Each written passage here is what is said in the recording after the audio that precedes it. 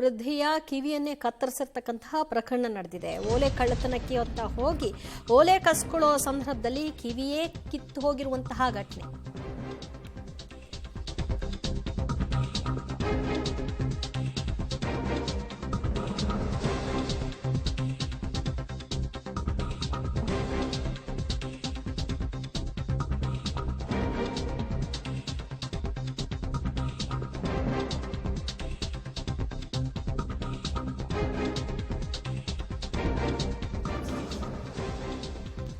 ಕಿವಿಯೋಲೆಗಾಗಿ ಕಿವಿಯನ್ನೇ ಕಿತ್ತ ಕಿರಾತಕರು. ಕೋಲಾರ ಜಿಲ್ಲೆ ಶ್ರೀನಿವಾಸಪುರದ ಹೂವಳ್ಳಿಯಲ್ಲಿ ನಡೆದಿರುವಂತಹ ಘಟನೆ.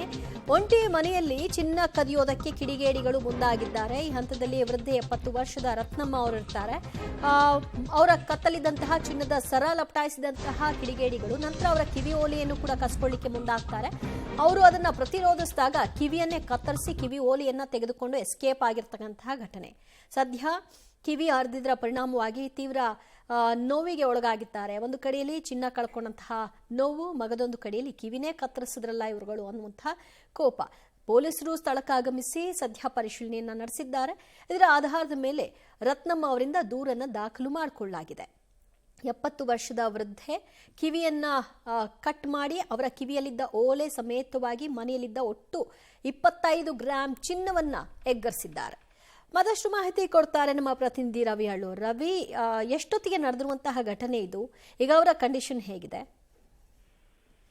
ಖಂಡಿತ ಇದು ಕೋಲಾರ ಜಿಲ್ಲೆಯ ಶ್ರೀನಿವಾಸಪುರ ತಾಲೂಕಿನ ಹೂವಳ್ಳಿ ಗ್ರಾಮದಲ್ಲಿ ನಿನ್ನೆ ನಡೆದಿರ್ತಕ್ಕಂಥ ಘಟನೆ. ಇದು ಅಂದ್ರೆ ಕಳೆದ ರಾತ್ರಿ ನಡೆದಿರ್ತಕ್ಕಂಥ ಘಟನೆ. ಒಂಟಿ ವೃದ್ಧೆ ಮನೆಯಲ್ಲಿ ಒಬ್ಬರೇ ಇದ್ದಂತ ಸಂದರ್ಭದಲ್ಲಿ ಇದನ್ನ ಟಾರ್ಗೆಟ್ ಮಾಡಿದಂತ ಕಿಡಿಗೇಡಿಗಳು ಆಕೆಯ ಬಳಿ ಇದ್ದಂತ ಚಿನ್ನದ ಸರ ಜೊತೆಗೆ ಕಿವಿಯಲ್ಲಿದ್ದಂತ ಓಲೆ ಕಸಿಯುವ ನೆಪದಲ್ಲಿ ಆಕೆಯ ಕಿವಿಯನ್ನು ಕೂಡ ಕತ್ತರಿಸಿ ಕಿವಿಯಲ್ಲಿದ್ದಂತ ಓಲೆಯನ್ನು ಕೂಡ ಕದ್ದು ಪರಾರಿಯಾಗಿರುವಂತಹ ಸನ್ನಿವೇಶ ಇದಾಗಿರ್ತಕ್ಕಂಥದ್ದು. ನಿಜಕ್ಕೂ ಒಂದು ರೀತಿಯಲ್ಲಿ ವೃದ್ಧೆಯ ಪಾಡು ಇದು ಒಂದು ರೀತಿ ನೋವು, ಮತ್ತೊಂದು ಕಡೆ ಚಿನ್ನವನ್ನ ಕಳೆದುಕೊಂಡಿರುವಂತಹ ಒಂದು ನೋವು, ಎರಡೂ ಕೂಡ ಆಕೆಯನ್ನ ಆವರಿಸಿರ್ತಕ್ಕಂಥದ್ದು. ಪರಿಣಾಮ ಈಗಾಗಲೇ ಕೋಲಾರ SP ಕನಿಕಾ ಸುಗ್ರೀವಾಲ್ ಅವರು ಕೂಡ ಸ್ಥಳಕ್ಕೆ ಭೇಟಿ ಕೊಟ್ಟು ಈಗಾಗಲೇ ವಿಶೇಷ ತಂಡಗಳನ್ನ ರಚನೆ ಮಾಡಿರ್ತಕ್ಕಂಥದ್ದು. ಯಾಕಂದ್ರೆ ಒಂಟಿವಳೆಯಲ್ಲಿದ್ದಂತ ವೃದ್ಧೆಯನ್ನ ಹೀಗೆ ಯಾಮಾರಿಸಿ ಜೊತೆಗೆ ಆಕೆಯನ್ನ ಟಾರ್ಗೆಟ್ ಮಾಡಿ ಚಿನ್ನವನ್ನ ಎಗರಿಸಿರ್ತಕ್ಕಂಥದ್ದು ಒಂದು ರೀತಿಯಲ್ಲಿ ಈ ಭಾಗದಲ್ಲಿ ಆತಂಕದ ಛಾಯೆ ಎದುರಾಗಿರ್ತಕ್ಕಂಥದ್ದು. ಯಾಕಂದ್ರೆ ಆಂಧ್ರದ ಗಡಿ ಭಾಗದಲ್ಲಿರುವಂತಹ ಜಿಲ್ಲೆ ಆಗಿರ್ತಕ್ಕಂಥದ್ದು. ಈ ಹಿನ್ನೆಲೆಯಲ್ಲಿ ಈಗಾಗಲೇ ಬೇರೆ ಹೊರ ರಾಜ್ಯದಿಂದ ಯಾರಾದ್ರೂ ಕಿರಾತಕರು ಬಂದಿದ್ದಾರಾ, ಜೊತೆಗೆ ಈ ರೀತಿಯಾದ ಕೃತ್ಯವನ್ನ ಎಸಗೋದಿಕ್ಕೆ ಸಾಕಷ್ಟು ಧೈರ್ಯ ಕೂಡ ಬೇಕಾಗುತ್ತೆ. ಈ ಹಿನ್ನೆಲೆಯಲ್ಲಿ ಈಗಾಗಲೇ ಎಲ್ಲ ಆಯಾಮಗಳಲ್ಲೂ ಕೂಡ ಕೋಲಾರ ಪೊಲೀಸರು ಈಗಾಗಲೇ ತನಿಖೆಯನ್ನ ಕೈಗೊಂಡಿರ್ತಕ್ಕಂಥದ್ದು. ಜೊತೆಗೆ ಆಕೆ ವೃದ್ಧೆ ರತ್ನಮ್ಮ ಏನಿದ್ದಾರೆ ಅವರಿಗೆ ಧೈರ್ಯ ತುಂಬುವಂತ ಕೆಲಸವನ್ನು ಕೂಡ ಈಗಾಗಲೇ ಪೊಲೀಸ್ ಇಲಾಖೆ ಮಾಡಿರ್ತಕ್ಕಂಥದ್ದು. Divyajyoti. Right Ravi, thank you ನಿಮ್ಮೆಲ್ಲ ಮಾಹಿತಿಗೆ.